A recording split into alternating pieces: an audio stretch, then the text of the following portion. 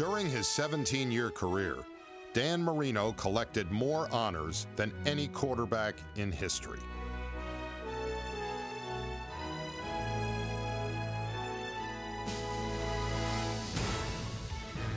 When he retired, he held every significant NFL passing record: most completions, most passing yards, and most touchdown passes. But when I sat down to talk with him about his career, one burning question still needed to be answered. First question, could you name 3 teammates, past and present, that you could beat in a foot race? Oh yeah, Bernie Kosar, that's for sure. Yeah. I could beat Bernie. Not now, but that's the one guy that comes to mind. Kevin Gogan, you think you could beat him? Kevin Gogan would, yeah. Yeah? I could beat Kevin. Played with Jaworski too once for a couple years. I think I gotta beat him in a foot race. When people talk about you, they talk about the greatest pure passer in the history of the sport. What a throw by Marino! Now, Steve Young says that the definition of a pure passer is someone who can't run. Okay. You have any riposte to that retort? Steve's been hit in the head too many times.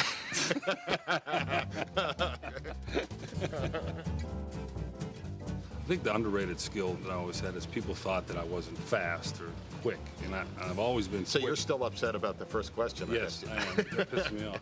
Well, you know, after an Achilles operation, 6 knee operations, All right, it was a bad way to bone in start my the ankle. interview. Okay. You know, it's hard to beat anybody in a race now, but at one time I actually could run a little bit.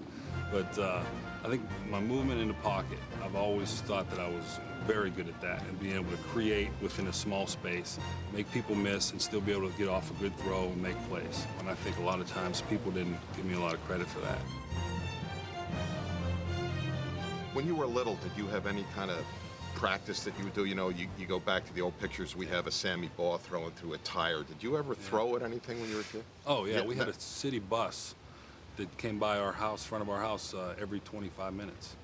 Yeah. So would you just sit there wait in the corner? Yeah, just throw at the bus, sure. Would you throw? Football? Football. Yeah. Yeah. Did the guy ever stop and get out and yell at you for that? Yeah, sometimes they... Well, first of all, did you hit the bus? Yeah, I'm good enough to hit the bus. He just played football, almost like it was on the playground. In fact, once he and I were exchanging, I said, well, now what are you looking at when the ball snapped? What are you looking at on your first read? When do you look to your alternate receiver? He says, look, I just look for the open man, and I'm going to hit him.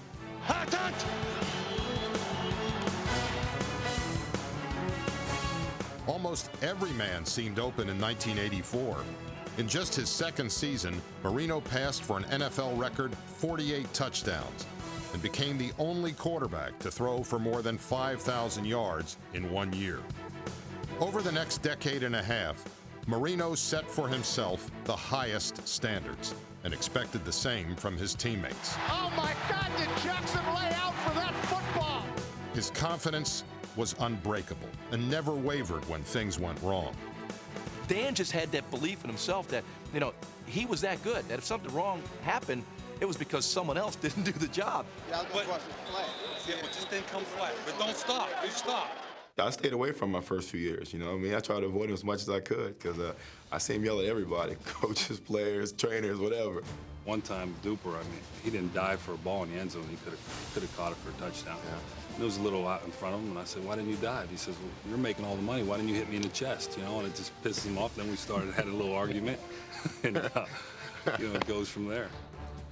Marino usually wasn't as vocal off the field with the media. Now, I heard a story by some reporter here that said that when they first met you, you shook his hand, you said, I'm glad to meet you, I know you're a reporter, but you're not going to get from me. Well, that could be okay. No, is that true? That might have happened, sure. I don't remember it, but that could have happened, yeah.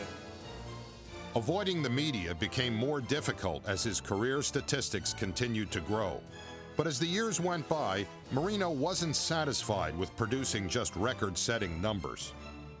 The snapshot of Dan Marino that I'll always remember is after he broke Fran Tarkenton's all-time yardage record. They ended up losing the game that day. And Marino's in the locker room after the game, and Harvey Green, the Dolphin PR guy, hands him a play-by-play sheet from that game. And he says, "Hey, I thought you might want it as a souvenir." Marino goes, "What is it?" And he says, "It's a stat sheet." And Marino looks up at Harvey and he goes, "Pfft," and he just throws it aside. Too many people, I think, will remember him as, quote, a numbers guy. He wanted to be known as a winner. Second winningest quarterback of all time, didn't win the big game. And I think that's what really will stick in Marino's craw. See, that's the thing about Danny. You know, Danny would give up all that stuff for wins and a Super Bowl ring. He's all about winning. You know, all the records are, you know, that's fine and dandy. You know, it looks good on it, you know, on his mantle with all the footballs and stuff. But his whole thing is he wants to win. Marino throws deep downfield. It is caught by Fryer. Yes! That's on 4th and 5. I've always had the attitude just not to quit, and then I could overcome anything in a football situation. All right, let's make something happen now. Make something happen. Let's go. Play with some urgency now. A little urgency. You know, if you're down by 21 points, you think you can come back and win that game. It used to be that, you know, if you had 30 seconds left, it was almost hopeless. I've seen him take a team 80 yards in 16 seconds. 32, 31, 30 seconds to go. I believe Marino is saying, "I'm going to spike it." Nobody pushed the clock the way he did. Marino takes the snap from center. He's looking. He throws. Touchdown, Dolphins, Mark Ingram. They caught the Jets off guard on that play. A few years ago, they beat us in a very difficult playoff game in Miami. I go in to see Dan and congratulate him after the game, and I've never seen a player with so many scars: shoulders, knees, ankles, the Achilles, one calf is atrophied. And I'm looking at this guy and I said, how could this guy possibly beat us? And the only reason he could do that is because of the size of his heart. They say football is all about the thumper, baby. And he's got one as big as a football. A flame burns inside that man, Dan Marino. Although he was never crowned a champion, I'll always remember Dan Marino as one of football's true treasures. No player ever displayed a greater will to win. And it's that passion he showed for the game that we'll all miss watching this season. What are you going to be doing 1 p.m. Sunday, September 3rd this year? Well, I thought maybe I'll call Duper and Clayton, see if they want to come over, have some beers, and we'll throw it around a little bit.